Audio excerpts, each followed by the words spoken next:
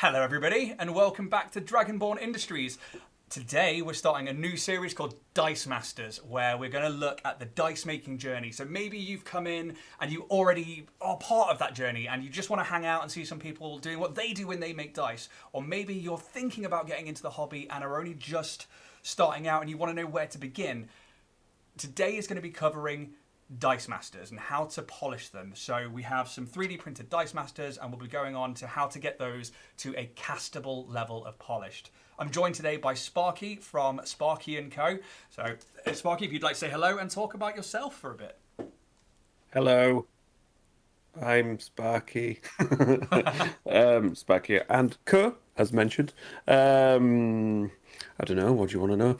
I stream a little bit of D&D over Twitch. We got into the whole 3D printing of miniatures mid last year, and I wanted to pick up on some dice craft, so I'm over here learning all about it by an expert. Well, I think expert is far from it. There are people out there who are way further in their journeys than me, and we were talking about it before the stream. There's people like Toffee Hobo Dice and Foxy Poxy and the Dice Craft I think we were talking about as well. These are all people that we've seen on Instagram that pretty much, they're my inspirations, and I know that we were talking about, you've seen their incredible works as well. But today we're just going to be looking at how to get your Dice Master from this, which is a 3D printed, if I can get that to focus, rough Dice Master to hopefully a glass-like finish. But yeah, that's what we're going to be looking at. So what brought you, Sparky, to dice making? What is it that brought you to wanting to start this particular journey? It was just like basically the getting into D&D, getting into the printing side of things, because one of my passions with the hobby is actually painting, although I spend probably the least amount of time of any of the hobby doing any painting. So because I think most of it is now spent doing the 3D printing. But then I discovered that for the whole making of dice, you start by printing masters. So I'm like, I wonder if I could do that, because some of the dice out there look really, really pretty, and I wonder if I could do something similar. Yeah. So it's one of those things that you start at a layer, and then you add another layer on top of it, and then you add another layer on top of that, and it all just keeps growing and growing and growing and expanding until you can't have time to do anything else anymore ever again. Yeah, and I think that hits the nail on the head. Is because I know that I hyper focus. I pick up a new aspect of the hobby, and I'm like, I will learn this now. And I had that with dice making when I first started doing it. And like you, I also 3D printed. So 3D printing my own masters was kind of where I began. But I definitely know that like learning to sand and polish them was hard, because whereas with a miniature, it's removing the supports, and then I get a scalpel blade and I go in there and I just scrape off those little bits, and you never really tell. And I know that Warrior Prince Richard, his prints are phenomenal. I've used some of his as well, and his cleanup process is fantastic. I haven't been able to find a support mark on there. But for personal minis, I get a bit lazy. But when it came to the dice making, I had my masters created and made for me for the STL, so that I had somebody who knew a little bit more about it than I did. And so I paid to have my dice masters made for me because I knew how to 3D print. Learned how to add fin supports and went with it that. So I don't know if that's what you did with your Sparky for supporting them, or if you just went with auto supports or. For me, I discovered that handy dandy little program called Dice Maker. Yes, so you were talking to me about this. So for those who don't know, I'll let Sparky tell you what this is about, because I've only just found out about this. So this is Dice Maker. Although, according to somebody in chat, apparently quite quiet tonight. Although you sound perfectly on mine. Yes, I've just hopefully turned it up, Fluffy Cat Poof. How does that sound? Okay, cool. So this is Dice Maker. And what is Dice Maker, Sparky?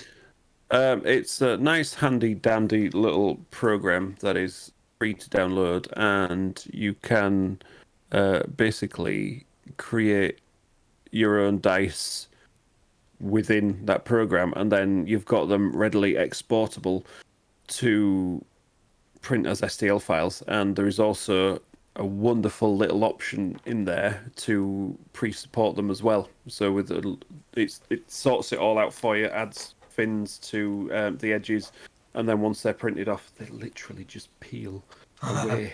And you've only got a little bit of flashing around the edge, and it's absolutely lovely. If you want to add your own supports to extra bits, like if you've got like a really fiddly logo and you don't want the layers to peel, obviously you can do that. Yeah. But you can import your own fonts and things. You can set the depth of the numbers. So if you know you're going to sand them down a lot, you can make the numbers a bit deeper so you don't lose any of that clarity. Yeah, I didn't know about this this app. I had no clue about it until about 20 minutes ago when you brought this up. And what you said about those, like the easy peel away, so that's, I think, is the same as fin supports, where you go in and you use the most minute intrusion of the support on its thinnest setting, and then you go across the sharp edge of the faces, and it hopefully creates like a thin line that you then pull away from. And that's definitely the technique. To be fair, they all just print as one solid line. Yeah. So it's not like the tiny little ones. It's just one solid line which is attached to the edge. So I'm going to go play around with that later. See if we can redo I thought you might do. Yeah, that's I blown away already. It's a learning process for me too, and yeah, that's pretty awesome. And thank you for that. But we have our masters, and I guess the main thing here is to get to it. So to begin the polishing process, obviously we've taken our 3D printed masters that you can get them printed by other people yourselves, or you can get Sparky here to do it. I'm sure you take probably custom orders for people to print dice maybe. But the point is what I'm working on. You get to this point, an unsupported dice master that needs, as you can see there, a hefty amount of sanding. So I've got big layer lines in mine. So the first thing I'm going to go to is a 1200 grit sandpaper. I have this sellotaped or parcel taped to a glass pane. And as long as you have a flat surface, a piece of acrylic, a glass pane, something that is flat, that is what's important. My other one is attached to a glass pane and a cutting board, but that's for when I get to other zoners and stuff if I need to do them by hand. But hopefully, we should only have to do the 1200 grit by hand.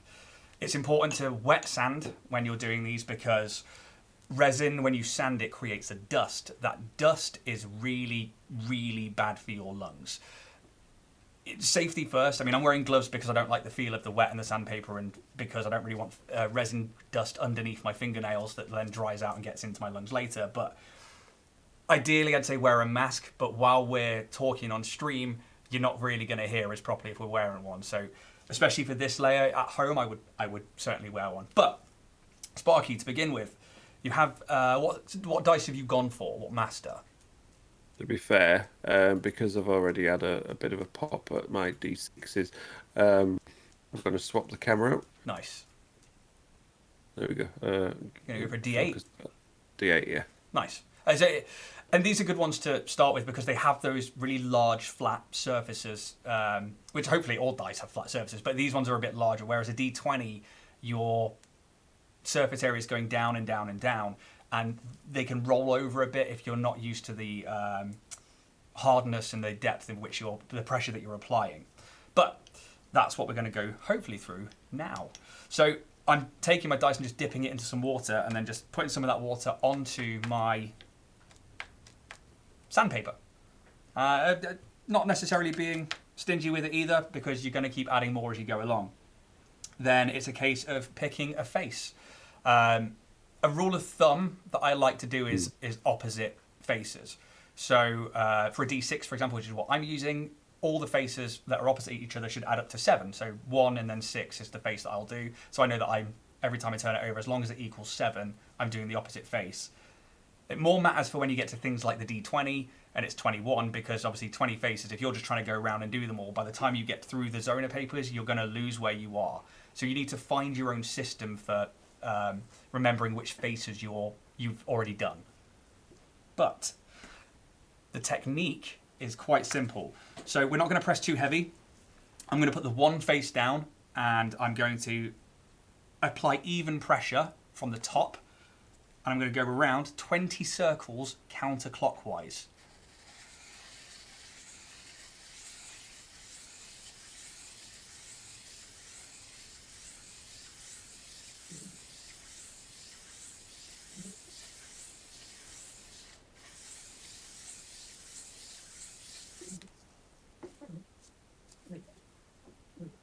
And then when you've done that, you're going to go clockwise for 20 circles. You don't have to go super slow on this bit, but as long as you're not pressing too hard, it's better to take your time and go at a pressure that's not too much. Because if you start adding too much pressure, you're going to take away corners, edges, and those numbers.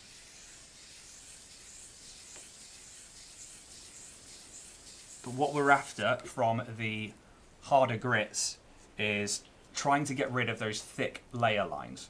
So you can see if you dry it back off again, hopefully. Mine's still not ready, but you should start to see that it is slowly getting there. And my one face has a really deep gouge to it, but we're going to try and get rid of that at this level here. It makes a lovely squeaking sound as you're doing it as well.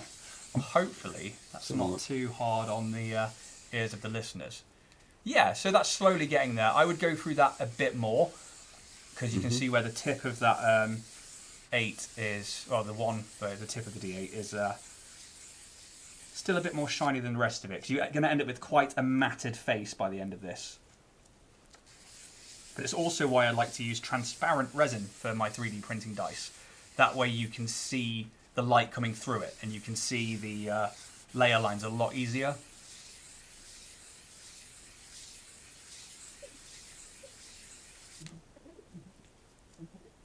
Oh, yours does make a good squeak, doesn't it? So what resin do you use? This is the Anycubic transparent green. It's their basic range. It's looking a bit better. Yeah, there you go. So you can still see a few of those shiny bits just on the very edges. But what you've not done, which a lot of people do straight away, is start taking away those tips. So that's definitely where you want to be going. And now it's a case of repeating the process on each face. So this is where I like to go from the 1. So on the 1 I'd then go to the 8. So then you've got, 1 and 8 is 9, and you know that you've done equals and opposites, and then I work my way up and down through the numbers. If that makes sense. And if not, tell me I'm being silly and there's a better way of doing it. Or if anybody's watching this on YouTube, bang it in the comments if you can think of a better way, or if you've got a better way. I am definitely open to other people's techniques, as that's this whole process. And that's, I think, one of the reasons that I wanted to do this stream with you, Sparky, is because the community of dice makers don't want to hold their information in. They seem to be really generous to give away secrets and be like, hey, welcome to the community, let's all do art together. It very much does seem that way, because I think I've discovered there is a Discord dedicated to dice making as well. Yeah, and I think there is a few people that I've spoken to over the past few months especially, and one of them is Lizard Lady Dice and Geckohedron. They're both phenomenal dice makers, and I got to meet Gecko at Dragon Meet last year. But they were like, I picked up some of the Gecko's dice and was like, this particular one here is incredible. How did you achieve this? And there was no Britishness of oh, I don't know, I don't want to give you that technique because that's my technique and stuff. And she was just like, yeah, it's like this. And I went away and I learned that technique, and I was like, that was incredible. And Lizard Lady Dice was the one who put me onto the Foxy Poxy system for the mold making. And this is a system that I don't personally use at the moment, but it is one that I'm probably going to look at getting or doing, which is to have the dice mounted on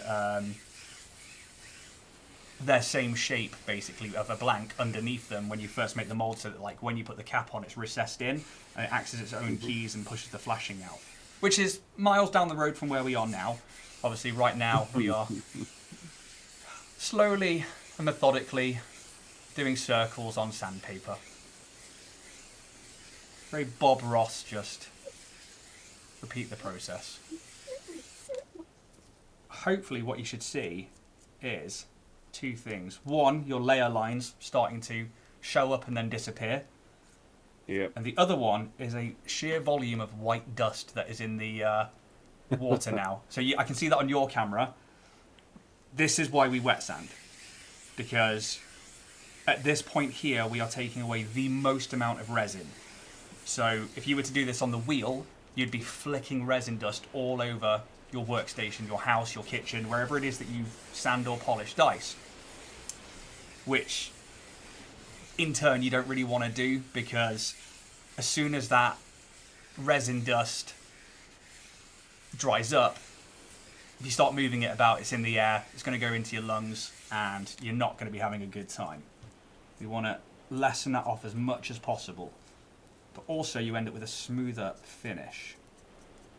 Which is why I kicked the kids out of this room. They're not allowed in on pain of, pain. Their death. So is that because you are sanding resin in there? Is that for the resin 3D printers as well? Yeah, basically. For the 3D printing, the cleaning, and just anything to do with this craft. Yeah. I just don't want them around it if they don't need to be. Yeah, I think keeping them safe is the main thing. And I'm definitely not going fast while I'm not wearing a mask, because I don't want to breathe in all of that dust. But hopefully my 6-space, which has got my logo on it, should start looking a bit smoother now. Or say smoother, it'll look a lot more matted. And that's the sort of look we're going for. So there shouldn't be any layer lines on there.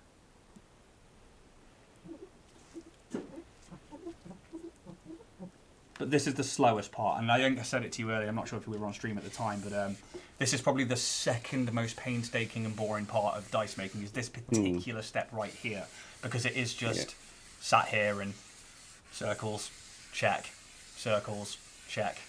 eat, sleep, repeat. See, that's looking good. It's looking very, very good. So what you are also achieving there is not pressing too hard on one side, which I definitely find I do with D20s every now and again, because it's easy as it's round to like roll over and stuff. You end up applying pressure to one corner more than the rest, and you end up with a face that slightly curves in and the point disappears. And obviously with sharp edged dice, which is what most custom dice are made with, we want to keep those edges. So that's why like a light pressure and more turning is better than heavy pressure and speed. I like your water applicator though. Yeah, they're really handy. I've got a few of these little bottles with varying different nozzles that go on the end of them as well. Yeah. Very good for painting with. Well, that's what I was about to say, because I know that you and I both miniature paint, and it's probably the part of the hobby that we get to do least now, as you said earlier. And I actually took some time to paint last night, which was awesome. That was just a little miniature for a campaign that's coming up that I'm playing in, and I was just like, you know what, I'm just going to paint a miniature. That's never going to see a table because it's going to be online, but I'm going to paint a miniature, and I just had a great time. I think if you get a chance, you need to share with us, definitely. Oh, I absolutely will. I'm hoping that after tonight's stream, I might go in and do a bit more. But so I'm taking part in. I know that you DM a Dragonlance campaign, so don't tell me too much about it. But I'm, as of tomorrow, taking part in a Dragonlance campaign where I get to be a player, which I'm super excited about because I get to be a player. Yeah, and, absolutely. I have gone with, and I'm not going to give too much of it away of what my character is, and I don't want to ask into the story or anything because we're going to do our prelude tomorrow. But I've gone with a wizard, and I've based the entire look off Vivi from Final Fantasy IX. If you've ever played. Yeah, not as much as I wanted to with that one because I really enjoyed that one. Which character did you say? Vivi. So he's like the small little black mage, which is the Orca from He-Man. Yeah. Yeah, with the big wizard hat and things. Absolutely. And so I've gone with him, but so I'm playing a gnome wizard, and but I'm going for Order of the White Robes. Okay. And so I'm doing it as a Final Fantasy style white mage, black mage crossover looking mini. And yeah, I think I went to We Print Miniatures because they've got some of the not Final Fantasy minis that I can't find anywhere else. And yeah, they've got people like not Cloud and not Barrett from Final Fantasy VII. But To be fair, I've gone before I started printing my own. I've gone through them a few times. Yeah, they're really good. Really nice stuff. Yeah, yeah, I think because like you, I print my own stuff, but I just couldn't find the STLs for those without paying like crazy amounts of money. And I was like, well, it's cheaper to get somebody else to do it for me, and they've probably got a better printer than me at the moment. Yep. So yeah, that was. So that's what I've been painting. What have you been painting up anything recently? No. Just print. I think the last thing in one of our paintings, and I've since had 2 other characters since then, but I just started painting up their the little pirate character. Oh, nice. But they're designed on Hero Forge and got me to print out, obviously. I love Hero Forge. Painted the face and the boots, and that's about as much as. Hey, it's not grey. Yeah, this is true. There's one thing I can do. I can prime them. Priming is such an important step, but it also brings out all of the little details. And there's something about a primed mini that is, very, very nice to look at. Sometimes it's just the dry brush on top of priming, and that's all it needs. But yeah, when we actually get time to paint, and it's nice to sit down and chill out and do one, it's nice and fun. But I've got so much I need to catch up on at the moment. I have 2 boxes of Epic Encounter stuff that I need to paint, and another one on the way that I'm like, that also needs to be done. And then I've got a few things for a current campaign that I'm running in person that I was meant to do weeks ago, but because we've had to postpone games, I just haven't done it. So should on Saturday night everyone go, hey, we're going to play tomorrow, I will speed paint things that need doing. Now, I've heard of the slap chop technique, but I've not quite invested into it yet. There's it's different times for different needs, I guess. I think some things that will only see the table once that aren't that important. Okay, cool, slap job, dry brush it up through greys, you've got a wolf. Whereas like a proper NPC bad guy or BBG, then I will spend the time to like each eyeball will be done, and yeah, that's definitely a thing for me. So what got you into mini painting?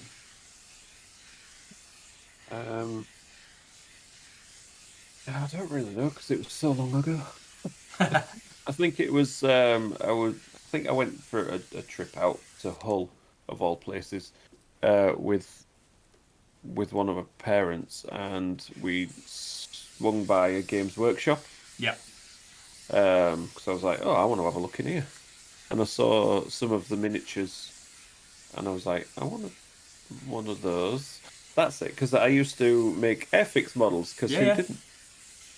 So, you know, all the fighter planes and the bombers and stuff, and I used to paint them with enamel paints, because that's how you used to do it back in the day.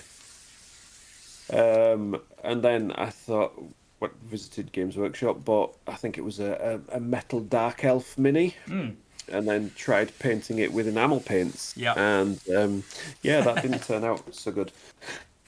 So then I started talking to him a bit more and got into the acrylics, and it just sort of evolved from there. Yeah. Basically. I think I'm not too dissimilar to you. I definitely had Airfix models as a kid. I definitely did that with my uncle, and you know, we sat around and put them together and painted them, and that was all well and good. And it was a trip to Games Workshop with a friend, and everyone was like, "Oh, Space Marines, Space Marines, Space Marines," and I liked to be, you know, I wanted my own way of going about things, and was already really into Alien, and then saw Tyranids and was like, "Those, this is what I want to do," and then was awful at it. I was so bad at painting them, it was unreal, and I was 12, 13, and just shit basically. And Yeah. it actually put me off for a long time. And then I carried on with life as a teenager and just wanting to be a teenager and not wanting to do anything else other than probably drink or get high at the time. But yeah, it wasn't until my adulthood where I think we were chatting about it earlier. I found Kickstarter and I found Nemesis, and I was already playing Starfinder and I was already playing some other games that people had brought me in on. But then for mini painting wise, I really wanted to get better to paint the minis for Nemesis, so I started picking up some Warhammer, started picking up some other bits and bobs, and started practicing on getting ready for the Nemesis minis, and then haven't really put down the brush since. Yeah. It's very addictive. Yeah, and I think it's somewhat therapeutic as well. It's nice Oh to... yeah, most definitely. I know that my wife and I spend our time now around the kitchen table, and we'll be doing hobby stuff while watching Crit Roll or watching that kind of network rather than the TV. And yeah, that's I really enjoy that. I just think it's nice to be both doing something creative and then also listening to something creative. I'm very blessed to have a wife who is of the same ilk. Yeah, I'm not that lucky.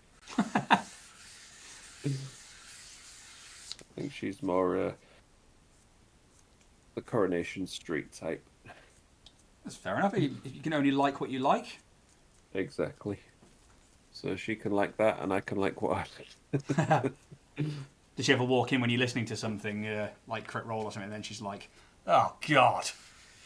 Well, no. Funnily enough, as you know, as you get older, you tend to enjoy a nap every so often. So when the kids were younger and she used to have a nap with the youngest, like on the sofa, I'd have Critical Role on the telly, playing YouTube through that. Nice. And she'd be like falling asleep to it, but not actually falling asleep to it because she would get really engaged in the story. Yeah, and I think that's what this is about, isn't it?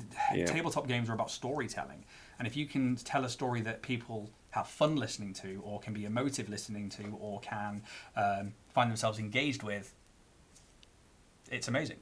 And Yeah. it's all done off dice rolls. So how are you getting on? Because I can see that you're a few Well, faces through here.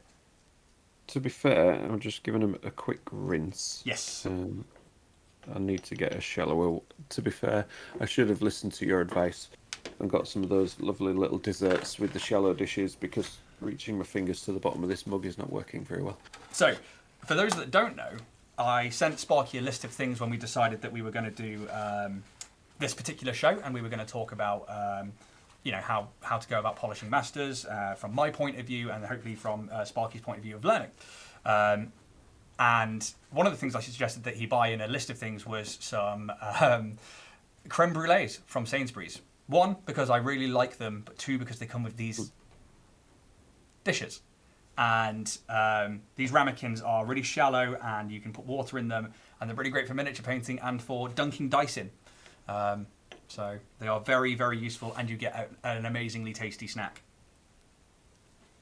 So if you want to sponsor me, Sainsbury's, right here. I am also doing something that I shouldn't be doing right now, and I will talk to you about that. I'm using kitchen towel to dry my dice. Ooh. This would be fine for most things, and it's more important later on, but kitchen towel can be quite abrasive to resin. So Okay. it's more important during the dice inking, which you'll find that as you ink them, you then need to put them on a flat surface like a pane of glass, and then wipe the rest of the ink off so it's only in the recessed areas. If you do that on kitchen towel, it will scratch even the epoxy. It will scratch it, which is impressive because you can't do it with a fingernail, but you can do it with tissue. This is why on the list is a lint-free cloth. But all I'm doing is I'm not wiping or anything. I'm just dabbing off some of that water so I can see where I'm at in terms of sanding. So my 6 face, which is, I'm going to try and get that to focus close in. Come on. No, let's do it on that one. My 6 face. Oh, both the lightings in here are awful. My apologies to the viewers. It's fine. It's all nice and matted, and it is absolutely good to go. However, my Two-Face, even after a while, you can see that there's those shiny areas. That should show up quite easily. So you can definitely see there's still layer lines there. That's what I'm looking for. So I need to go in on those faces again and go through it all. Same with my 5. There are still some on that one as well. So that's why we want to clean off the dice every now and again, so you can check those. And it's just like mini painting, it's good to have a decent light source above you, which I unfortunately don't have in this room because it's over there pointing towards me so the camera can pick me up. But... So yes, how are the faces on yours looking, Sparky? To be honest, I think they're looking not too bad. Perfect. I'm just wondering if it's the difference in the resin. I wonder if the Soraya Tech Fast ABS Navy Grey is slightly softer than... It probably is, because it's the ABS-like material. You will probably find as well that the resin I'm using, you know, the Anycubic Basic Translucent is not fantastic. It does the job for me, and it's cheap enough, and it's fine for miniatures, but it does take some working at this point. So if you've got it at that point and you are good and ready to move on to the next phase, I should be in a second too. But you can clear away your 1,200. Mm-hmm. Clear. And you can I've noticed that it does, even just doing it hand sanding, splashes quite a bit. Yes, but it's not as bad as the wheel. Oh God, no. I'm about to cake this entire table in stuff because I'm not using my box tonight. Because it'd sit here and you wouldn't see the process. But what I might do is cover my screen slightly so that I don't get it all over that. Right, hopefully I should be ready. Perfect. So, I'm going to get rid of this one. That's the 1,200 done with, and that is usable again and again and again, but I am going to take up some of that dust now, because if that dries, and then I go to pick it up later, the dust is just going to go everywhere. And what Sparky has done is put his wheel in a box, which... You mean like that? Yeah. So, that box is key to a lot of people. So for those of you who haven't done this before or are about to go onto your journey of dice making, we're about to go on and use a hobby pottery wheel. This is a quicker and much easier method of polishing and sanding your masters than this. You can absolutely 100% hand sand each face of each master going through the zoners, and I've done that. It takes hours and hours and hours, but it definitely works. And to do so, you would do the same process again and again and again. You would put the green zoner paper down first, and then you would do 20 one way, 20 the other way, check the face again, again. And you'd go through that. However, that's very time consuming and it hurts the arm. So, a lot of people will have seen these in use. This is a pottery wheel, and the way we have this set up is what we did before the stream was go through putting a mirror with some double-sided sticky tape onto the metal ring itself, and then another bit of double-sided sticky tape, and then we're putting down our first of our zoner papers. That's it. That's the whole lot. And I think you're all set up there as well, Sparky? Yeah, yours came off quite easily. Mine's well stuck. It's down there. I'm just used to pulling it off. So it's... Fair. Yeah, don't think that's anything more than me doing that. So what I'm going to do is I'm going to wet the zoner paper. So what zoner papers are, for people who don't know, these are basically microfiber cloths. They act as sandpapers, but they're really good for things like high buffing and high polishing. And they have an order to them, and they are color coordinated. And it should say it on your the packets when you get them. And it basically goes green, grey, blue, pink, a more turquoisey light blue, and then white. And there you go. So Sparky's got it right there. You could do this with sandpapers, because these have equivalent grits to sandpapers, but they're in like the tens of thousands by the white one. So this is an easy way of doing it, and you can use these for a bit longer, I find. So hopefully, Sparky, once you take the green one off... Yeah, so you've got all of that's from one A4 sheet that he's got on the wheel there. Same with myself. I've got 1 bit from an entire A4 sheet. But this 1 bit, I will probably be able to use for 3 or 4 sets. So, Nice. yeah, so it's going to last you a while, mate. It's going to be quite simple to use. The wheel itself it's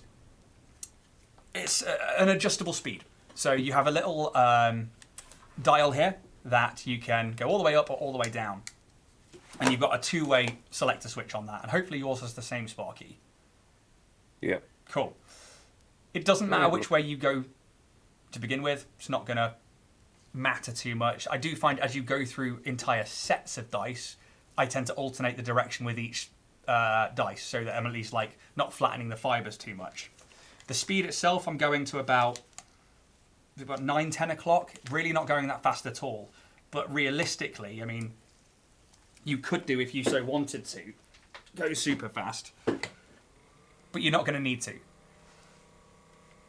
But that really does go up there. But if you go up to that speed, your pottery wheel's going to be moving across the table. So don't worry too much about that. But what we're going to do now is, as long as we've got that wheel wet, we're going to dip the dice, the face that you want. So again, follow any pattern that you can to remember which numbers you're on.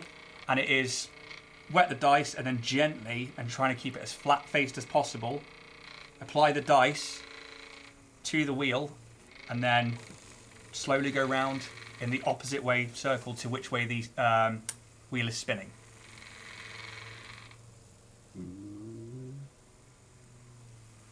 And one of 2 things will happen.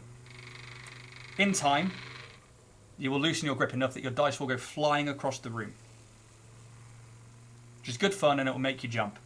However, it can chip away at 3D printed Dice Masters. Yeah. So we do need to be careful on that one there. Some people I know like to just keep it in the center, but I tend to not do that. I tend to go from the center out and then take it all the way around. And I'm probably going for longer than I need to right now. But that's only because I want the effect to come through. And hopefully, when you turn that over, you should already see that you are starting to see through that dice. For you, it should just start to look a bit more shiny. I would say possibly. It's the matted dice that you see out there tend to only be done to the green zoner. So a lot of those prismatic dice that have matte finishes to them, so you can like sort of see the colours coming through, are just done to this level. We're going to go through the lot, and even hopefully your dice by the end of this will be super shiny. But yeah, so I'm going to carry on, and we're going to do all of the faces on. Well, for me a D6, and you're on a D8, aren't you? Yep, that's the one. This is pretty much the whole process until we get to the final blue and the final white. Then we're going to start using some other materials as well, but we'll get to that as we do it. And again, I'm not pressing too hard. I'm just going around in that circle. The wheel doesn't like it when I get to a certain point. What is that point? Because that could be... when I get around to the other side, seems to provide a little bit of resistance. Oh, okay. Start shaking around a little bit. I don't know, maybe I'm pushing down too hard. It could be that. It could also be that these are quite cheap wheels. They're not, professional pottery wheels or anything. But they are... mine's definitely loose on the inside now, so I find that it makes a noise in certain places and goes a bit bumpy. But as long as I'm not pressing down too hard, it shouldn't be too much of a problem. And same as the layer before, it's better to go slow and for more times round than it is to press down and try and get it done in one hit. There are other techniques that you can do for this. One of those is to have the zoner paper and hand sand it, and that's to have it on a piece of glass or acrylic and go only up and down. And then when you go to the next zoner paper, you turn the dice 90 degrees and then go up and down. And then you keep doing it until the previous layer lines are disappearing. But I don't like doing that one because by the end of it, you've got streaky dice, or at least I find I get streaky dice. And if you've just missed it, I just sent my dice launching. So I'm just going to check that for chips, which I do have. Oh no. But that's okay, because I can deal with that one later on. It's actually another video we can do at some point. So across this particular face here, I don't know if it's going to show up on this camera, to be honest. Across the 2 and the 3, right near the corner, I've ended up chipping part of that away when it flew off towards me. This is very fixable. It doesn't mean you have to throw away the Dice Master. You can very easily fix it, and that's with this stuff. This is UV resin.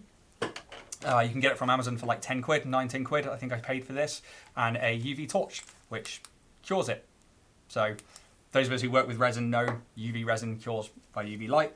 I can basically just apply a little bit of that to that corner, cure it, and then sand it back down. I'm not going to do that tonight because it'll take me a little bit of extra time. I'm just going to crack on, to be honest, because I'd rather focus on the actual polishing technique. So do you find the centre more smooth, or do you find going around the outsides more smooth? To be fair, it's like when I go around to the left as I'm holding it, it feels smoother. But when I get to the right side, that's when there seems to be more resistance. It could be that some of the tape might have bunched up underneath, and it's a little bit uneven on the mirror. But it shouldn't necessarily be. It could also be tape in between the mirror and the Zona paper. It's probably my technique. Well, hopefully, if we can get things as flat as possible to work on, it should negate some of that. But when you end up with... so after you? I was saying, as a newbie, it's probably, my technique. Well, not necessarily. You seem to be doing everything right so far. It's just all about time and patience, really. I think the things I used to struggle with was impatience, but it was also I would change over the Zona paper and then not worry about changing a different type of tape that I was using at the time, which would then cause uneven perfections underneath the Zona, which would then give me an uneven sanding. Yeah. So it's all a bit of a learning process. But this is, you're taking your first steps on a journey into the wider universe here. Oh, no. And we all have to start somewhere, and this is the place to really get it right, is here and now at this stage. And I think somebody like yourself who's a hobbyist who likes to paint and knows how, where we all start and where we get to in time, and same with the 3D printing, that the slower you tend to go with the printing, the better the result. Yeah. I've definitely found that recently with the second printer that I ordered. Seemed to be having a bit of an issue because it doesn't work off the same settings as the first one, even though they're exactly the same machine. Yep. Contacted support and they're like, oh yeah, that's standard. Yep. Oh, really? Absolutely. More widely known. Yeah, I don't see it as much with the resin printing as I do with the FDM printing. But I agree. Each printer has its own personality, and each printer is a beast. Yeah, they can certainly be. I'm trying to think of the polite way of saying it. They can be dicks about things. Very much a. Yeah, I'm working fine. Bang. No. But please don't. Yeah. Yeah, so one of them's been out of action for about a week while I try and figure out the optimal settings for it. Oh, and it's sometimes it's so infuriating because when your first machine is working absolutely perfectly, which I've had with my, I'm on a Viper at the moment for my FDM ones, and the first one I was like, I know what I'm doing here, and I keep getting this particular issue that nobody else seems to be able to solve. Kept going back to the company and was like, look, what's going on, and kept getting replacement parts. But eventually I was like, look, I know what I'm doing here. This has got to be a machine. They sent me out a new one, and it was absolutely fine. But there was that part of me that was like, but what if it is just its personality and I haven't found that kink? Yeah. I hope you do get the other one up and running, though. I think I've recently just cracked it, to be fair. So my test print last night worked. So Nice. I just need to get a proper print set off and see if that survives. Nice. So do you find time to print for yourself these days, or is it now just all about Sparky and Co? Oh, very rarely find time to print for myself. Occasionally, I'll sneak a miniature on if the bed's not quite full enough. Yep. But it's few and far between.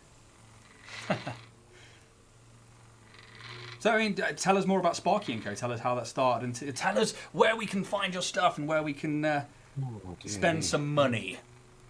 Where to begin? Well, mainly nowadays you can find it on Etsy. Nice and simple. sparkyandco.etsy.com. If you want to go and spend some money on there, then I'll let you do. Just be patient, because it is just me and 2 printers. But Sparky and Co, the brand, started out as it must be 8 years ago now. Wow. Making gaming videos on YouTube with my eldest when he was 6, well, 5 or 6, so maybe about 9 years ago. Good lord. So yeah, there is a YouTube channel out there called Sparky and Co, which has not had much love on it recently because most of the shorts that I do are on the Sparks and Crafts YouTube channel. It's a good name. But yeah, we progressed from making videos on YouTube to like streaming occasionally, and then when Mixer was around, we discovered Mixer, became a bit of a video gaming streamer on there. Eventually became partnered with Mixer, which was nice. Nice. And then Microsoft says, "Nah, we can't be bothered with this anymore. Give it Yeah. away," and it's just sort of died away from the video gaming side into the tabletop D&D, and then progressed, like I say, within the last year towards the hobby side, the 3D printing, and obviously now getting into this side of things. Yeah, that's very awesome. So I'm at the point now where I'm done with the green zoner. I've been around all of my faces. It looks like I've managed to get all of that matte looking finish on all of those. So I'm going to move on to the next one. I can see that definitely your one face is looking right. I haven't had a proper look at the other ones there. To be fair, I think they're all looking roughly the same. Perfect. So what you should be able to find, because we should be on the same double-sided sticky tape. So this stuff that I'm using, for those of you at home, is quite literally A4 double-sided tape adhesive tape sheets. And I've cut them into small squares and stuck them to the mirror. They really are quite sticky. So I'm finding that I'm only needing one every couple of zoners. So I'm taking the green one straight off, and we're going to go straight to the next one, which is the grey one. Oh, there we go. And that came off nice and easy. Yeah, I see what you mean. But some people just do this with water, and you absolutely can. But I'm not that brave, and I don't want to go chasing zoner paper all over the room. I'm going to change the direction this time. So I was down last time. I'm going to go up this time on my 2-way switch, and we're going to repeat the process. But you shouldn't have to spend as much time this time going around them all. Yeah, you see, I made the mistake of not cutting out the square for the rest of them. So I'll do that now. There we go. That's all right. Yeah, I think there's like a hyper-focused part of me that like I have to cut them all together at the same time so that they're all the same shape, or else I get a little bit freaked out looking at the sheets all together and I'm like, they're not the same. Like a bit of water on there. And that's the key here, is water. You want to be wet sanding still. So you won't necessarily see it on me at the moment, but here I will have a nice white band on this DragonBorn Industries hoodie later tonight. But it still won't be as bad as if you did the higher grits on this. Ooh, going all over the place. So I'm literally going around 1, 2, 3, 4, 5 times, and then I'm switching to the next face now. As long as I keep it flat and I don't feel like I'm missing any areas.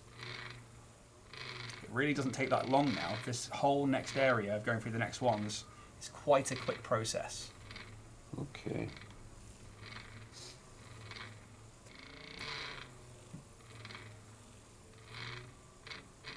What we might find, though, is if you go too quick or you have got some uneven faces, is that when you get to the end and that final zona, you might still have some areas that are a little bit duller or still look a bit more scratched, like they're further down the zona line or back up the zona line. If that's the case, we go back to the green and you just work your way through on that face again. But you shouldn't need anywhere near as much as we did a minute ago. That whole first layer was the most important one. And from there on in, it should actually be smooth sailing.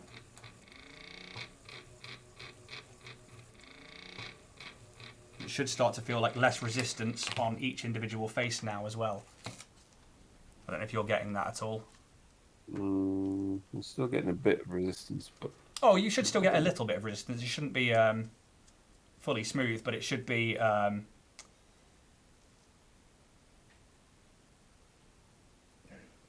a lot easier to do. I'm trying to think of the right word there.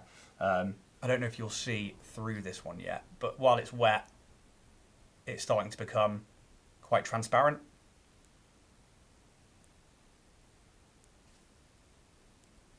Which is what we're after. Oh, yeah. Because obviously the point of this is to make them like glass, which for me is easier because I have a transparent resin. Obviously for you, what you're after is that glass finish. When it's wet, it's easier for me to see that with the transparent, but you're not going to see that on yours. Yeah. But yeah, true. That's as far as I'm going to go with the grey one. I'm quite literally going to go to the next blue one now that I've done each individual face. I need to catch up. I'm going too slow. That's all right. And that's the thing. It's slower is better. It is absolutely better. It's a way of making sure you don't go too far, realistically. But this bit's a lot easier than the hand sanding bit. And I really wish I had the patience and the technique to do the higher grits on this. But when you do the higher grits on this, it just burns away the corners and the edges and those numbers.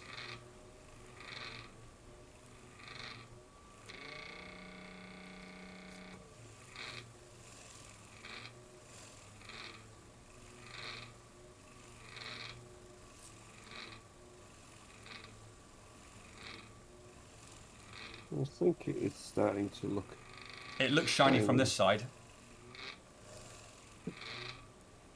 Possibly because of the water, but hey.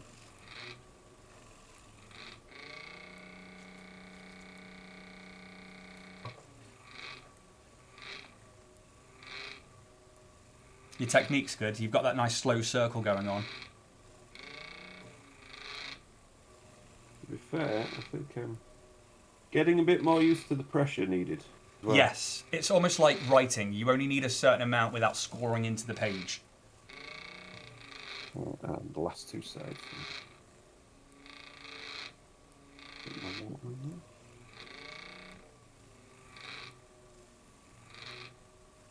So do you find that D&D is your main system then, or do you play through some other... Yeah. Always been 5e, or have you played other systems? Editions? The first edition I played was AD&D. Oh, really? Yeah, that was a long time ago. But then I had a very much break, like you said earlier yourself. Life and, you know, teenage and then 20s and then 30s. Video games and all that sort of stuff. And then yeah, we actually got into it properly and we've never stopped since.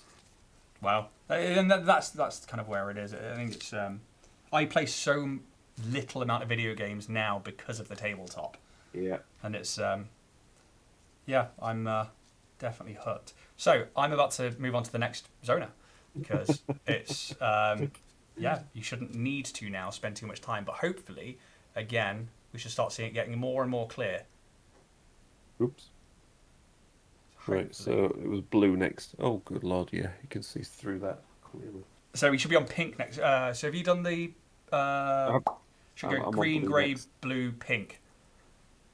I'm on blue. I'm lagging way behind. Oh, have you only just finished the grey? Sorry. Yes. My apologies. Ah, look, here we go. That's, I'm going to see if I can move my camera to show you how dirty this actual hobby is. Let's see if I can. My bad for picking a D8, I think. stuff in there. Here we go. If you can see, that wasn't covered in dust before. Yeah. That's what this hobby will do to you if you don't put up. So I normally have a box like Sparky's got there, and like you can see it across my top there. Oh yes. So that is inevitable when it's facing you because you have to basically get in there. However, I would normally have, and I suggest it for anybody who's watching this, get a box.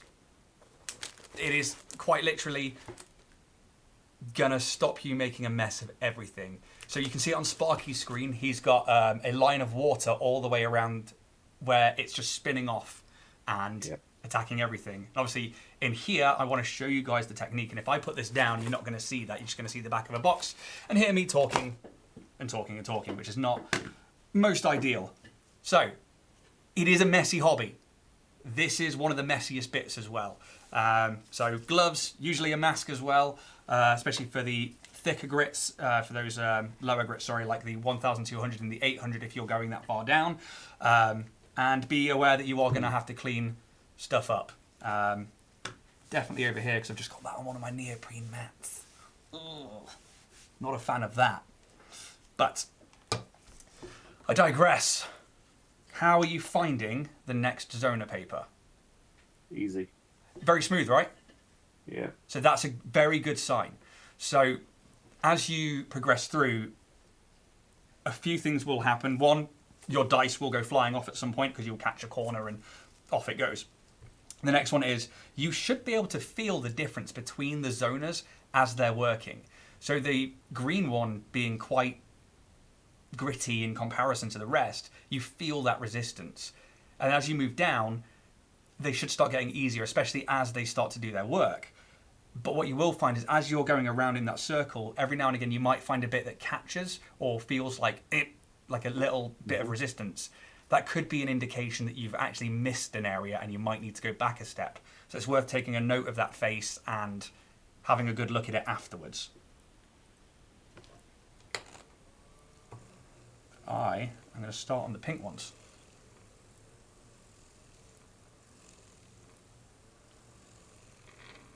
So I know that you were looking at pressure pots and stuff as we were chatting through the week.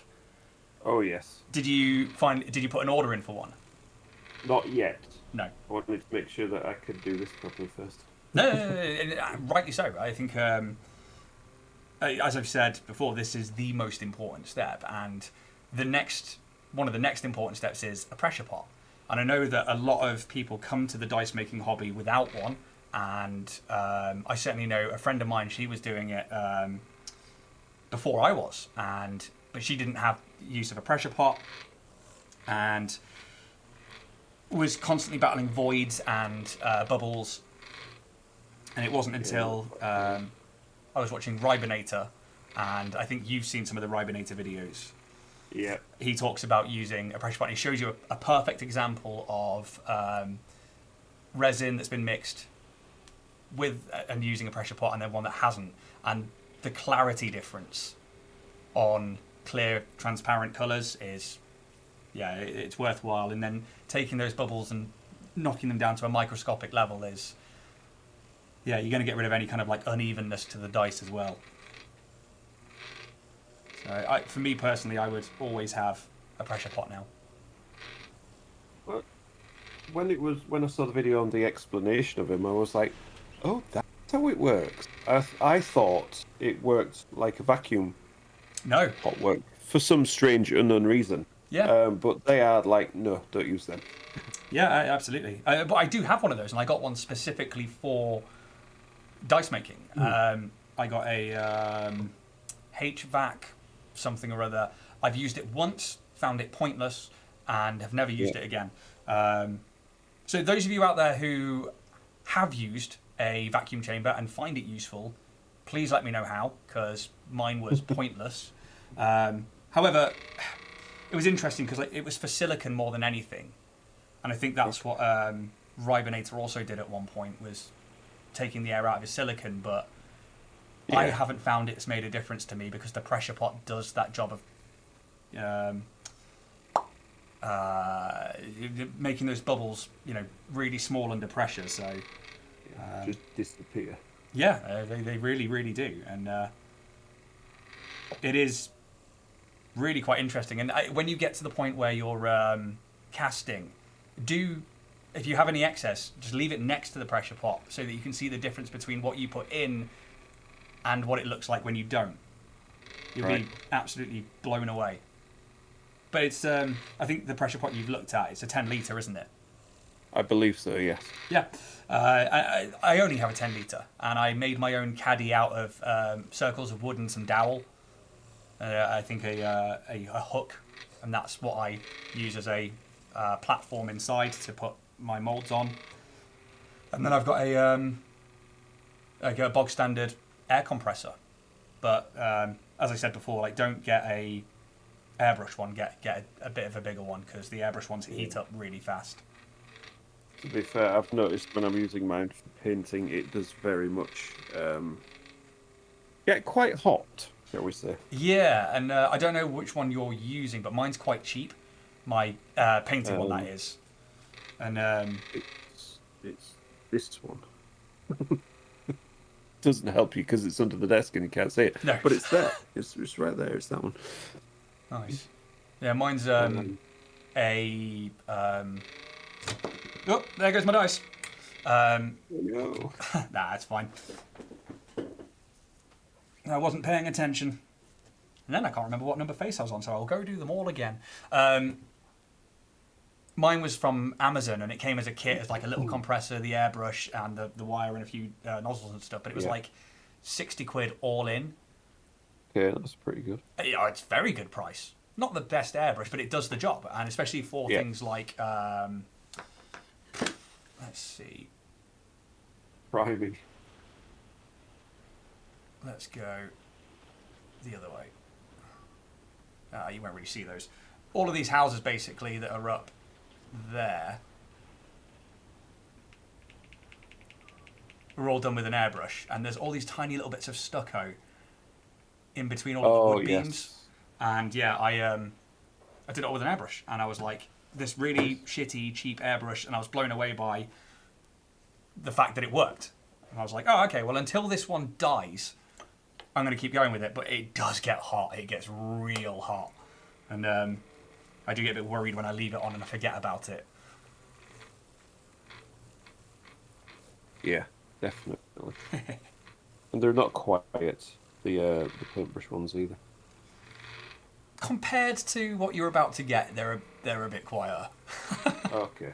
I used like an industrial level one for the pot because I wanted to have two outputs of air pressure so that if I get a second pot, I can have them both plugged up to it. And it's loud. Like its auto start will go off at like 2 a.m. on a cold night, and it's like, please don't wake up the neighbours. Yeah. It's fine.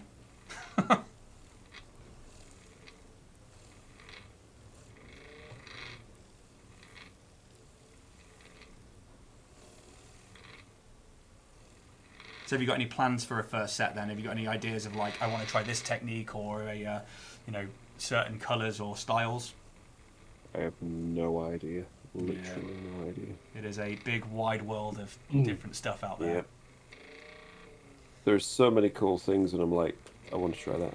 Yeah. But I need to know how to do that. I want to try that, but I need to know how to do that. I want to try that. I want to try that. I want to try it all. Yeah, I think that's definitely what it is. And I think one of the things I find that helps with that is to be in groups, social media groups, and really, you can just lurk, and just people will come out with the same problems that you are going to have, and the same, I want to learn this, how do you do it?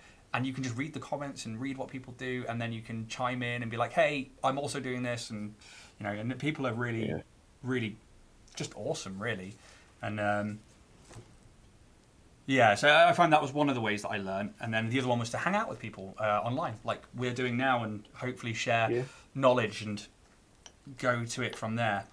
Because, again, that's what this whole community is about, which I love. I think it's one of the greatest things that we have at the tabletop is our community spirit. Yes, definitely. So, I am at the point where I'm about to move to blue. Right, I think I'm done with pink. Cool. So, the point at which I'm at, hopefully, if you dry yours off or wipe some of it away, you should be. I should be relatively transparent, and you should be quite. I can see the light is reflecting on some of the surfaces, to be Perfect. fair. So, because I've got spotlights in the ceiling, and I can see that is definitely reflecting. And that is what you want. So it should almost be like, not quite, it should be a satin almost at this point. It's not quite a matte, it's not quite a full gloss. So we're going to do a wet sand. Yeah, there we go. Yeah, like that, exactly like that. So we're going to do a wet sand again on the blue, which is the next blue, which is the next to the last one. And we're actually almost done. So, 4 down. How are you doing with dust in the numbers? It seems to be coming off more now. Yes. So when you do it by As hand, I'm adding more water, yeah. Yeah, as you do it by hand, you get a lot of that dust, especially at the higher grits. But as you keep dabbing it and as you keep soaking it, you can use things like a nylon brush, a toothbrush if it gets in there. I use an ultrasonic cleaner at the end of my, usually around this bit if I need to, and I've done masters and I've had to go through the whole thing. And then I'll go through the final process of buffing it with the scratch X, which again we'll get to in a minute. But yeah, it's the Zono papers are fantastic because you get less of that dust. Yeah. But we'll wet sand this one, and when you're done with the blue, don't move on to the white just yet. Okie dokie. And then we'll go through Excuse me. what to do on the final layer.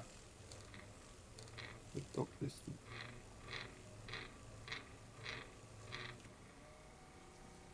So have you found this a lot easier than what you were doing before? Yes. Good.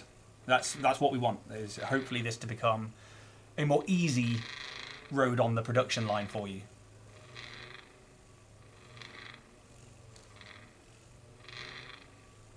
I think I found once I had my pressure down, that was the real key. Because trying to keep everything flat was fine, but I was like really pressing down. Yeah, I think that was what the issue that I was having at the start, especially with the 1200 grit sand. And I think part of that for me was impatience was part of it, because I was like, I'm sand this now, and I'm used to, like, if I'm working with them, like, and the other part of it was I have dyspraxia, so hand-eye coordination can be an issue for me anyway. So sometimes, like, volumes and pressures and stuff, I'm like, oh yeah, I didn't realise I was doing that. But yeah, once I found that, like, happy medium that didn't kill my shoulder, I was like, oh, that's what we're doing. Well, I'm partially blind in the left eye. Oh, so your depth perception is shot. Oh, yes. Yes. Yeah, no, that's... so same thing. So I imagine that you putting pressure down, it's all about the feel rather than the actual look. Yeah. Yes. So that's quite cool because we're on the same wavelength. I mean, I'm glad I'm not blind in one eye, but... it's, you know, you rolled that injury check, and I will stick to just wearing the glasses. But yeah, I definitely feel the pressure more than like try and observe it because my brain can't comprehend what my eyes are seeing. Yeah. It definitely makes painting interesting, put it that way. Yeah, I mean, your painting's pretty good though, so I'm relatively surprised at that revelation because, yeah, you must have to really work hard at that. Oh, yes. Especially with eyes, funnily enough. Yeah, that's... eyes are the bane of my life. I never used to do them. And then I started doing them. And then I hated them. And now I can't not do them. Yeah. It's a roller coaster. I have found magnifying headset that's really, really good. I too use a magnifying headset. Yeah. I'm like, oh, I don't feel like I want to do that because then it makes. I actually. But it's really good and it's really helpful, so yeah. I don't care. No, 100%. I couldn't agree with you more there. I'm definitely not bothered these days about looking like a nerd. I have my own nerd clothing range, and I'm wearing, you know, a hat, and nothing can be a bigger crime as being ginger. So I am not too ashamed of showing my nerd self, especially here on the internet. And I think when I'm painting with the badgers, and me and Steve have both got our magnifying glasses on. I think Dave calls them his Robocop glasses. But no, they're good. They're really, really good. And they upped my eye game like you wouldn't believe. Yep, absolutely. However, when you take them off and you're blind and you're like, ah, what is focus? And it's nice because they come with a set of different magnifications. So did you get the dental ones? Yeah, they've got like a torch on the forehead part of it as well. Yeah, they're really good. That's what I have as well. And the nerd part of me as well is like, I like the case, the hard case that they come in. Yes. I like that. And then there's another case for all the magnifying glasses. Yeah. Cases in cases in cases. Yeah, I'm a big fan. But it's we'll have to do some mini painting sometime. Get on stream and just chill out, you know. Be an excuse for me to actually do some as well. Yeah, and me. I'm hoping to do some more online soon. That's more kind of just me going along and painting. But actually, no, you should definitely come along and just hang out for a session or two, or just do some co-streaming. So, my blue is now done. I've got 2 faces left.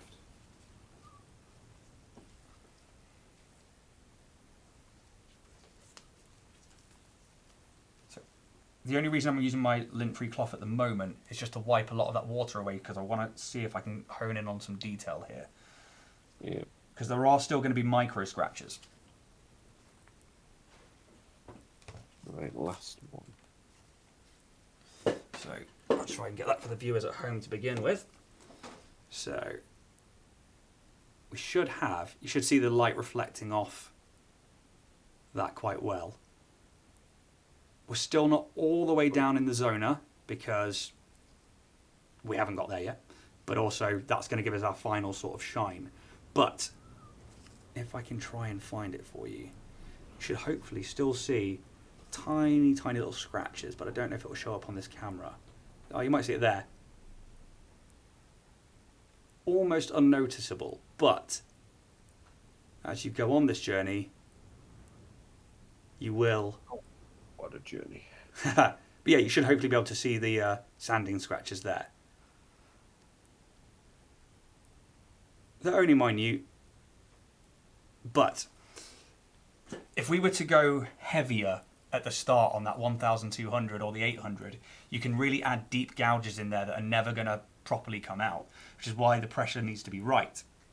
But the final step in all of this is sort of the magic step, really. And that is the final Zona sheet. This white one here is the finest one that they have. And you can just... Shiny. Are they shiny, are they? I made something that's shiny. Wait till the next step then, because it's about to go from shiny to hopefully looking like glass. So, a few different ways you can do this, and I've recently learned another technique that I was talking to Sparky about before. See, look at that, see? You've not lost any of those tips, you've not lost any edges, and it is reflecting the light. This is good. This is what we're after. But it's not as shiny as we want it to be. Because if you can get the shine on it now, when you cast it in silicon, that will transfer across as well. So, the final step, we're going to attach that white paper to the mirror and to the hobby wheel. We are not going to wet it. Not with water. Right. Have you got your Scratch X to hand? Oh, actually, yeah, I didn't even... So, for the viewers at home, this is something you can find if you're in the UK, Halfords, any car shop, stuff like that. It's scratch and blemish remover. It's usually for like headlights and for bodywork and stuff. But this is Meguiar's Scratch X 2.0. I need to use this all over my car. My car's a piece of shit. I'm not wasting the Scratch X on it. So, I'm going to take a dollop of this, and I'm going to put it onto another surface. That was probably quite a lot, to be honest. I didn't need that much. Just so that I can dip the dice in. So instead of dipping it in the water now, I'm going to be dipping it in the Scratch X. And then you're going to repeat the same process that you did before. But as you go through it, it's going to take a bit longer to do because it doesn't just come straight off. It almost looks like it goes back to being matte, and then you're just buffing away the polish until it's left all of those scratches filled in. And yeah, that's the one, Scratch X 2.0. But so the technique is I'm going to take that one face, and I'm being quite generous with that. Oh, wow. I am just going to go for it. So same speed. I'm going to start in the middle. I'm just going to work my way out. And then hopefully what you should see. First one is it looking a little matte still. Quite liquid on there, isn't it? Yes. But that's why I like to put a dollop of it down so I can then just dip into it. Yeah. Oh, yes. It's that big something. I tend to, and this is one of the key things for me, is once I've been around the circle a few times, I take it back to the middle so it's just working in the very centre just to see how it's getting along. And it's still a bit wet there. Yeah. But in a second it's going to all clear away and you're going to be left with a waxy, glassy finish. God, look how glassy that looks. That's amazing.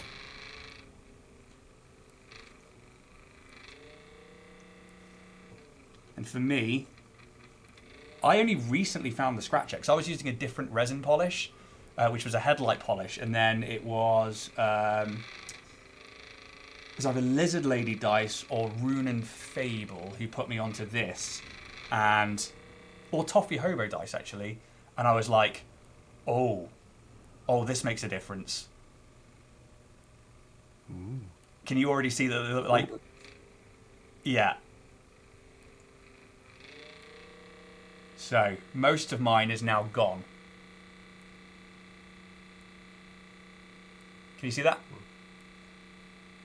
Oh, yes. And that is what we're after. Is we're buffing until all of that polish has disappeared. And then we're going to go to the next face. I'm going to go around the circle and I'm going to take it back to the centre. Lift it off and have a look.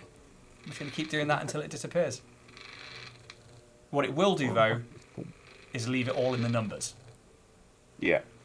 This is where I would like to ideally have my other cloth on me, but I left it in the house like a klutz. And so I use, it's basically a car microfiber cloth that's got the thicker fibres on it. When you rub that onto one of the dice onto one of those, they get into the numbers and you can clear out the resin polish compound while it's still wet. And then you can use your fine microfiber, and I'll show you the technique for that in a second, to finish your masters.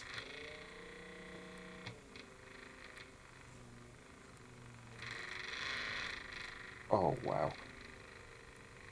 Yeah, I can see that reflecting from here, and that wasn't even in the light. I can't get the angle. There we go. Big difference, right? Oh, yes. How do you feel about that? I'm feeling very happy about that. It's crazily rewarding. It is the most boring practice to sit here and sand something, yet when you get that shine and you know you've got it, it's like putting the pupil in on an eye and it not being... Oh, yes.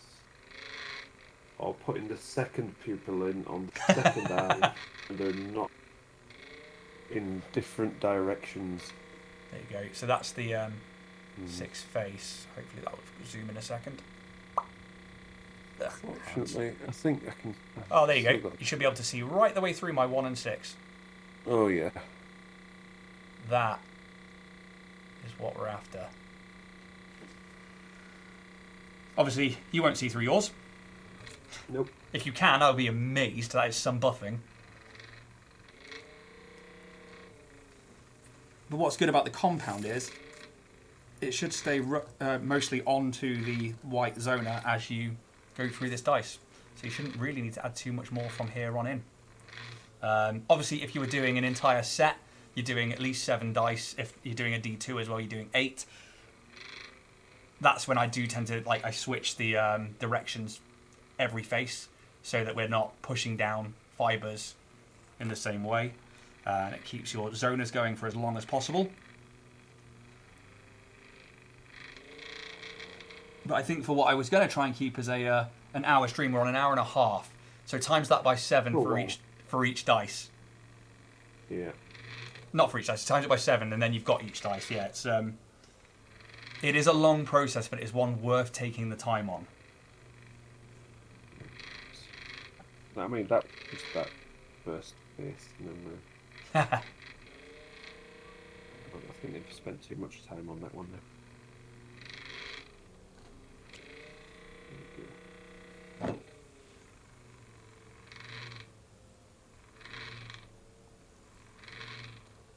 The other thing, which actually I don't think we've mentioned at all, when you come to making your dice molds, I don't know if you've had a look at silicon and stuff yet. Not yet. No.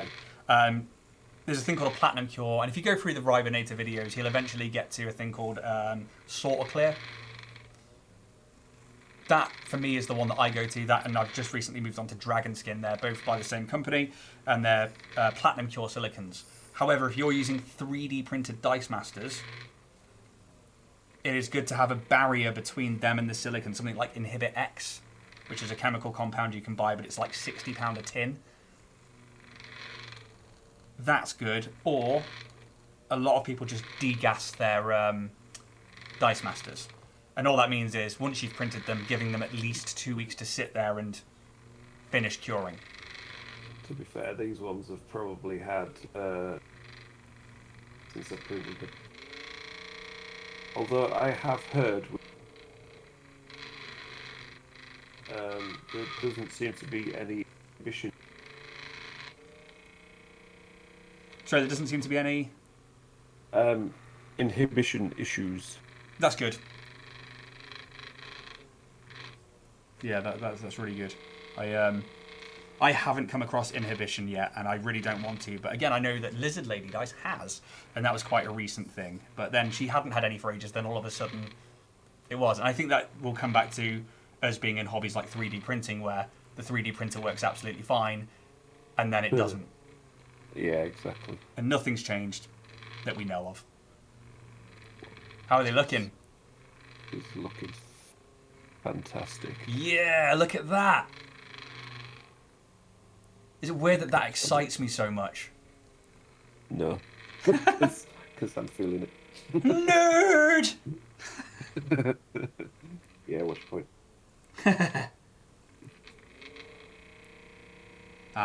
So this is actually a good example of a face that I will have to go through again. So, my 5, and will it show up, has on it, just on the corner of that top. So that is actually, that's probably from in and around the grey zoner. So that face will need doing again, which I'm not going to do tonight. I'm not going to sit here and make people watch us go through this all again. But when the rest of it, you want the dice to be as glassy as possible, because any imperfection is going to be picked up by that silicone.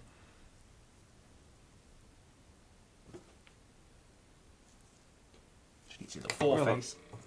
I've printed out some imperfect vampires. Imperfect vampires?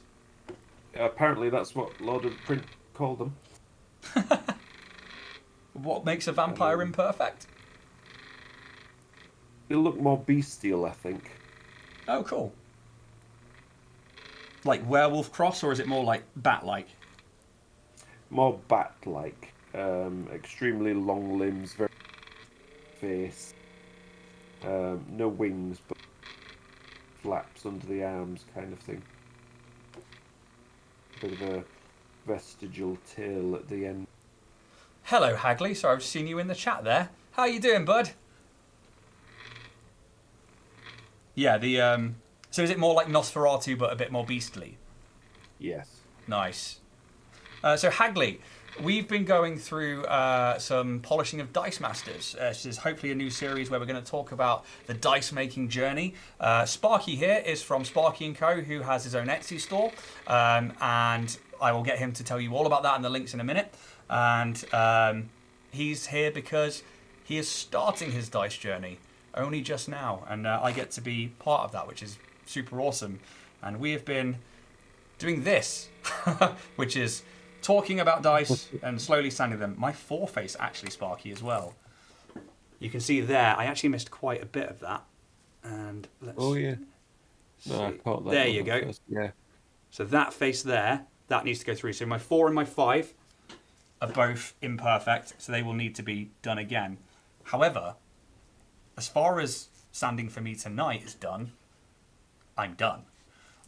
Yep. There was only one more bit to do, and I don't have access to my bigger cloth, so I'm just going to quickly grab a toothbrush. 2 seconds. As I head over here. Right. So, what I have is bog standard toothbrush, nylon bristles, nothing too abrasive, and I'm just going to get into those numbers and the symbols just to kind of clear off those bits of polish compound.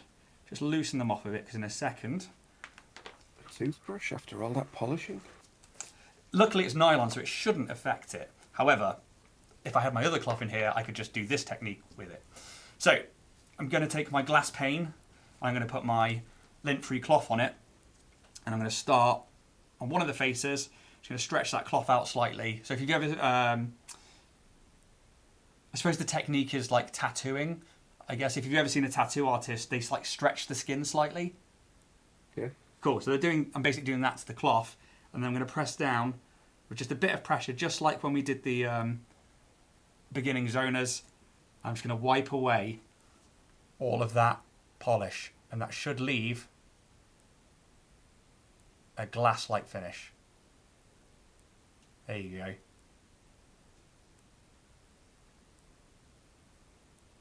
Wow.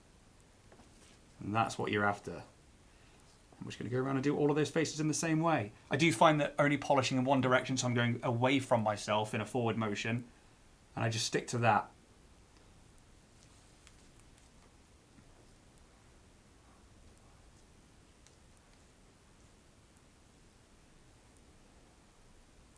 Super shiny indeed, Hagley, and that's what we want. So, obviously, Hagley, I know that you've seen much of my social media ring and stuff with the badges and some of the dice that I've done, but this is all about the process before casting those dice and how if we can make them as super shiny as possible at this point, as we demold them later as actual dice, they should come out perfect. How was the stream over at Badges, though? I missed it tonight. I know it was a one with the tabletop news, wasn't it?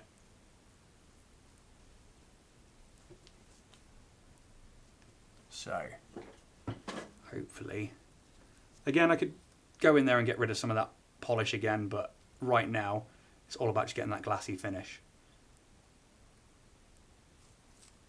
They look amazing. And that is basically where it is. Obviously, I will go around and tidy up that 4 and 5 later on, but the basic principle should get you to this point. You should get any light reflection. Should be glaring.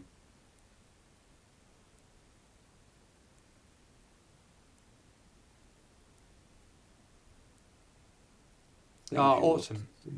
Awesome, Hagley. I'll make sure that I catch up on the YouTube and I will give it a check out. How's it going?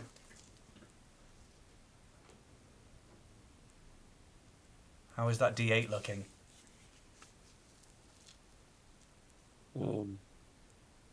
Look at that. Oh, it's so shiny. Love it. I'm living. I got obsessed with saying that in German. A lot. I think it must have been early 2000s, there was it might have been a World Cup or something, but they had loads of different languages on the McDonald's cups, and the German one is Ich liebe es, and I just always remember like that advert coming out was like ba ba ba ba Ich liebe es. So I got quite obsessed with that for a while, to the point where I still say it today. Yeah. Well, these things do stick, and do this kind of thing for them. So one of the other things that you could do at this point, and it would actually get rid of the rest of the resin compound that's in those numbers. This is a Dremel buff. It's a very soft piece of cloth, well, fibers around a soft circle, and if you put that, some resin compound on that and use a Dremel, you can then buff these up with one of these. I only started doing this week, and it was a game changer.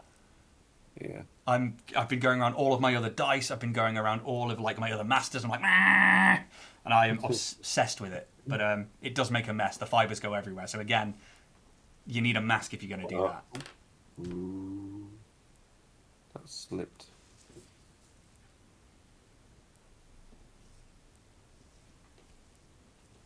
And I'm going to clean up my workstation while you finish off that dice. I think I'm on the last two. Oh. So have you found that as you've progressed through the zonas that you've needed less and less time on each one? Well, apart from this last stage. Yes, minus this last one, which is obviously like adding compound and then taking it away is quite a quite a long thing. So Hagley, in terms of making my masters, I print my own masters, but I actually have my masters made for me. At the time when I first got into this, I didn't know how to create my own 3D images, which wasn't my forte, and I figured that this was something that I wanted to do for my mental health, and it was something I wanted to do in time, possibly as a business. And so I had somebody on Fiverr actually make my masters for me. I went off and found a font, which is the font that I use for all of my branding. So all of this, the clothing merch, all of my website stuff, most of the things I do as banners, is all that font. And then the logo was done by my friend B. She's an amazing artist, and I will, when this goes up on YouTube, I'll find some links and I'll put it in, because she did, I paid her to do my logo, as well as some character art from my character that will come out tomorrow on Dragonlance with Band of Badgers. So Hagley, if you're watching it, you'll get to see her art there as well. She also did River, if you ever caught that from Scarlet Citadel. She did my River artwork.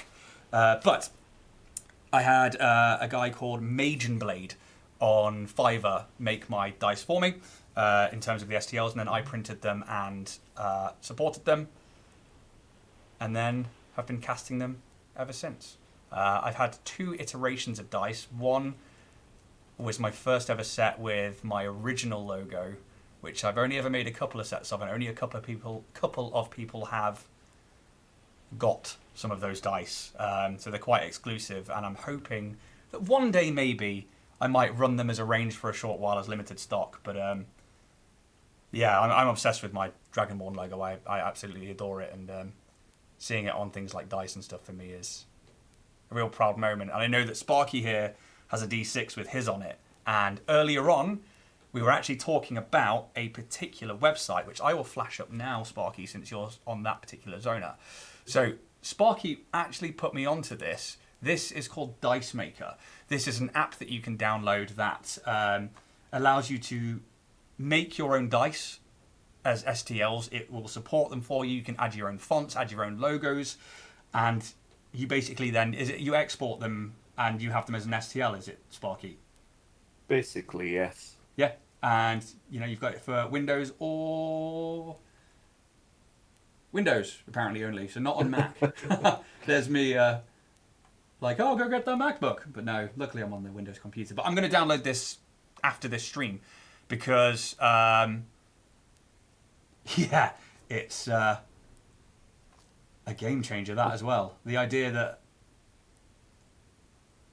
nothing beats having your own logo on dice. Yeah, and I'm really proud of mine. And earlier on when you showed yours, Sparky, you seemed really proud of yours as well. And Oh, rightly yeah. so. I mean, like you've got your own little brand there, and it's amazing. And I know that Hagley has his own, and it's hopefully soon we're going to be doing some joint streaming and stuff, and because we met through Badgers as well, and dude's just awesome. But Everybody in this community seems to be. yeah, you know what? I haven't really met anybody in this community that I've thought no. Yeah. And There are some out there, but I don't know them, so I don't care. yeah, I'm sure there absolutely are, but I'm absolutely graced with the people who I play with around the table and who I interact with, and it's been an amazing journey to be on. Hagley, on the other hand, I hate you. You're awful. No, I'm kidding. He's a genuinely nice guy who is a fantastic mini painter, and Let's try this. yeah, it's Hagley. If you do want to shout out with any of your stuff in the chat, feel free. It's D&D Painter 76, isn't it, on Instagram? As for the other socials, I can never quite remember. Is it all D&D Painter 76 across, or is it it's Dragon School Studios on Facebook, isn't it?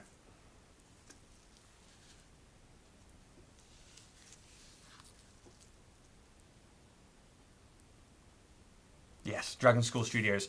Sparky, you should check him out. He's a fantastic mini painter. Very, very good. And Hagley, this is Sparky. He has an Etsy where he 3D prints and sells miniatures, which you're not into miniatures, I don't think. And hopefully soon he's moving into dice as well. I know that you've dabbled with potions as well, haven't you? Yes. Yes. Yeah, I made a few potions for our like in-house group. Nice. So is that something you're looking at continuing to the web store? Because I know that's something that our company does, is in terms of DragonBorn Industries. We've put dice up and are hoping to do some other ones very soon that I'm very excited about. But I always like seeing other people's ones. Not sure on the potion side of things. Yeah, fair enough. I'm just looking at this number 1 face. I think I can still see some layer lines in there. So are they layer lines like 3D print definite layer lines, or are they quite finite matted areas? I can't really tell. If so, if it's really obvious layer lines, you have to go back to the 1200. Yeah. If it's matted sanding, then you want to start at the green zoners and work your way back through again. The trouble you're going to have now, though, same that I'm going to have with the 2 and the 5 and the 4, if I go all the way back to the 1200, I could start taking away too much detail. Yeah. So it's trying to work out, and that's something that you get along the journey, is working out those little patches and seeing which ones are which. And it might be just from this stage, actually. oh, cool. If it is, even better. That is solvable right now. The cleaning of the polish. Yes, exactly that. And yeah, I think you said you're picking up a Dremel this weekend, didn't you? Yeah, to be fair, it's all of the Yeah. fresh set of gloves. Yeah. And that will help. And when you get to the end as well, when you get your lint-free cloth and you basically clean it all down, it will make a big difference to that as well. But if you do get a Dremel, these buffing things, I think I'll send you the link, but they were from like eBay and it was like 10 for like £3. Okay. And yeah, they will take all of those bits out of the numbers as well. Perfect.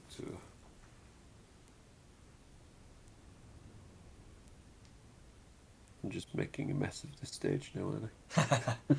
But it's your first time getting to this point. I mean, that's the whole journey itself, is that you have to make a mess.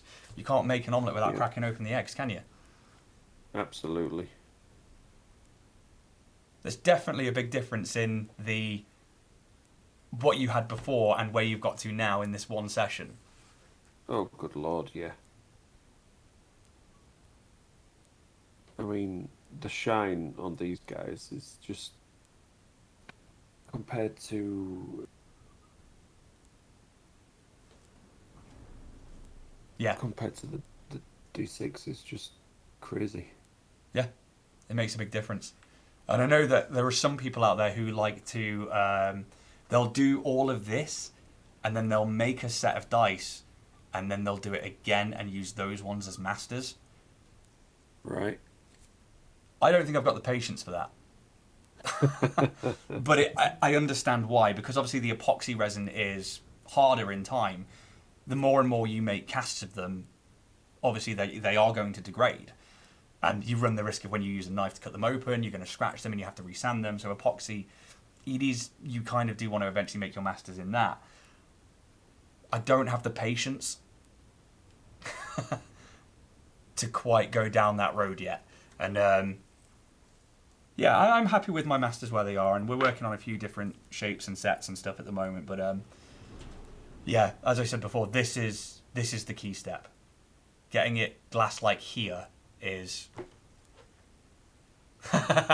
Fingers. That looks like your strong hand. It's like you said earlier. It's the whole wearing the gloves for so long. Yeah, I'm dreading taking mine off. I can feel how wet they are with the sweat underneath. Yeah. It's an unpleasant feeling, sir, but it checks out.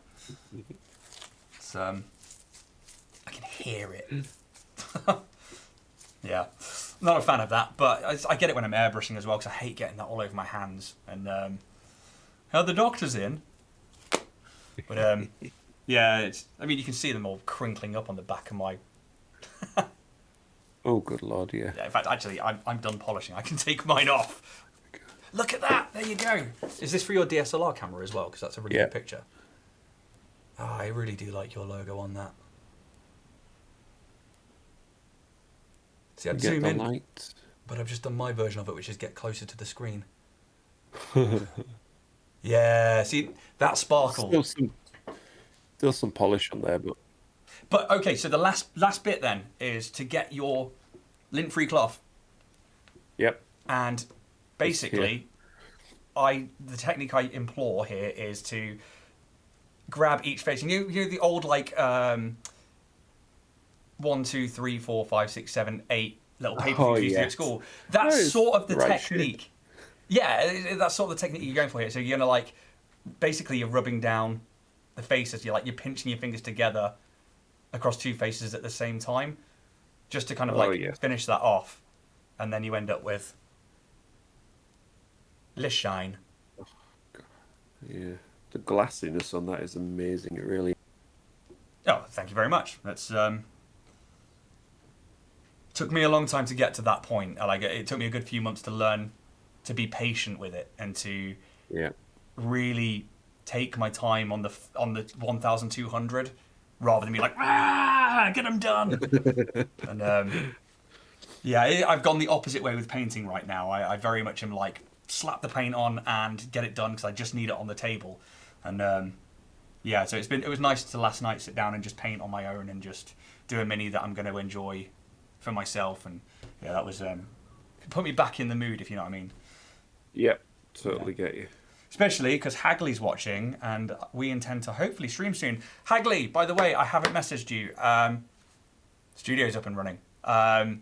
Whenever you're ready, buddy, we will arrange on your terms.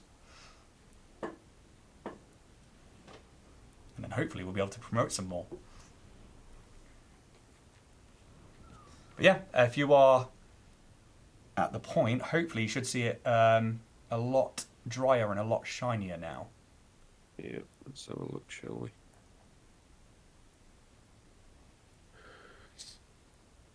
Go on, are you going to do it? There we go. There you go. Look at that. That reflection there, that glare. Good soup. Yes.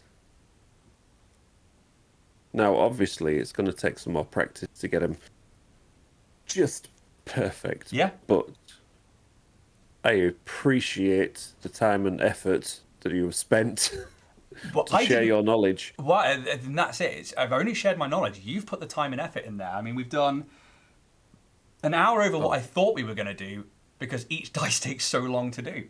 But like... Number 6 is... Come on. There. Where's it gone? There. Yeah, and the happy shine of a Dice Master Yeah. As we grow and become dice masters ourselves, which is the whole Indeed.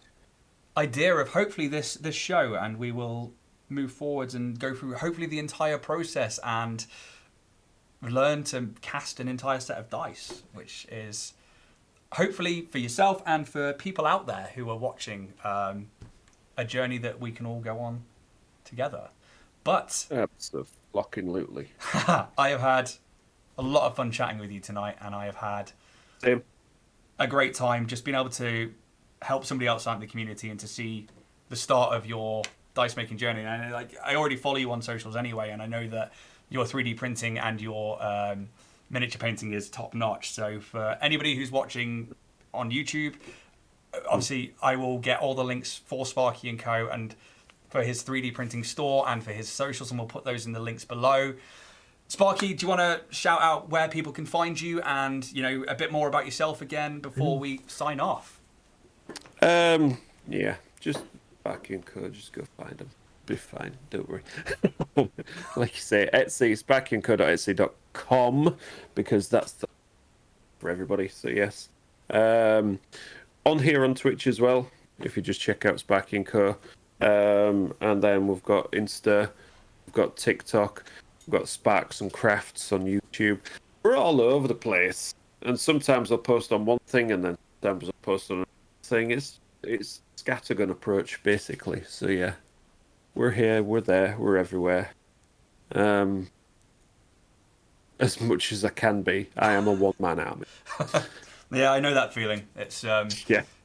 family, kids, and then content creation is so time consuming, and then while you're still trying to hobby at the same time. I fully get that, but you do put out almost every day, and you are putting out good quality stuff, and the stuff that you print through the store is amazing. So, you know, it's a pleasure to have you here on DragonBorn Industries today, and hopefully it won't be the last. Thank you for having me. Cool. Well, thank you everybody for watching. I am going to close the stream there. Obviously, I'm going to put this up on YouTube.